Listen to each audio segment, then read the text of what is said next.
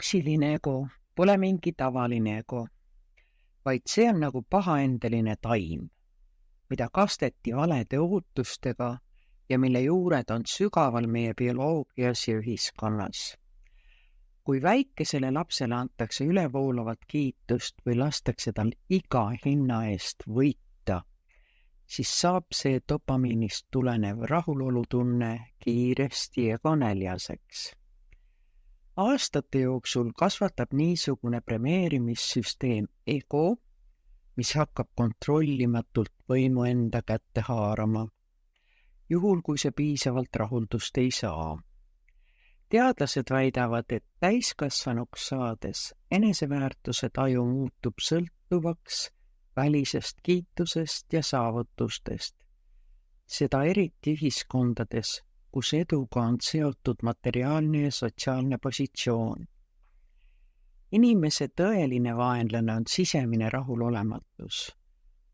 Tegelikult on ainult 3 asja, mis valesti on. Ma ei ole piisav, ei ole saadaval minu jaoks, ma ei kuulu siia.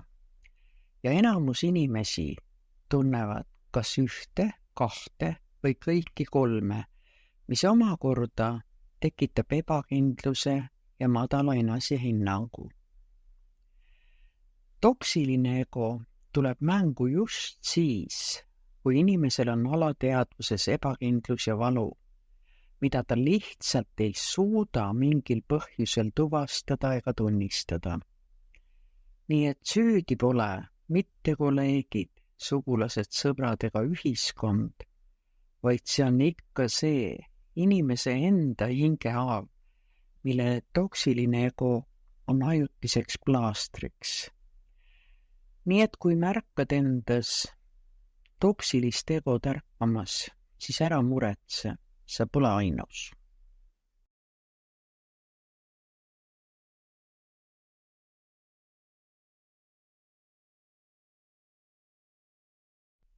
Mida toksiline ego meiega ja meie suhetega teeb? Kui toksiline ego kontrollib inimese elu, võib see väljenduda mitmel moel. Ta kiitleb pidevalt oma saavutustega või rõhutab oma väärtust. Ta muutub kergesti kaitsvaks või vihaseks, kui keegi tema arvamusi või tegusid kahtluse alla seab. Ta keskendub materiaalsetele asjadele või staatusele, et näidata enda edu. Ta tunneb vajadust olla alati võitja, isegi siis, kui see kahjustab teisi inimesi.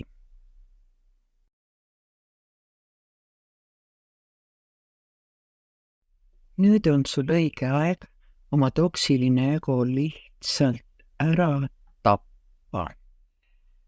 Toksilise ego taltsutamiseks on mitmeid lihtsaid ja praktilisi nippe, mida saab igapäevaelus rakendada ilma, et peaks elu drastiliselt muutma ja mis ei nõua isegi meditatsioonikürsustele minekut. Kuula rohkem, kui räägib.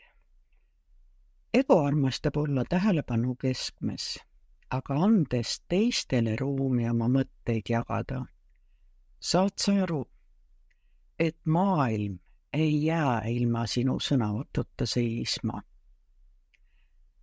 Naera enda üle. Kui sa suudad enda mõtteid naljakaks pidada, siis jääb ego kiiresti tahaplaanile. Õpi ütlema, ma ei tea. Ego tahab alati kõikidele küsimustele vastata. Lihtsalt tunnista, et kõiki vastuseid sul pole.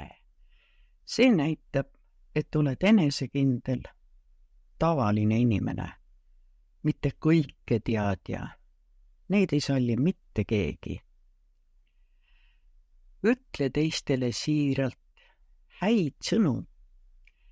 Kiida teisi, isegi siis, kui ego tunneb väikest sutsakat. See tähendab, et mõistad ka teiste pingutusi ja saavutusi. Ehk oled ka empaatiast kuulnud.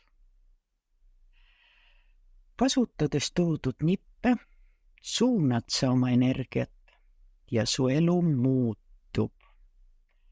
Ja seda aina vahvamaks.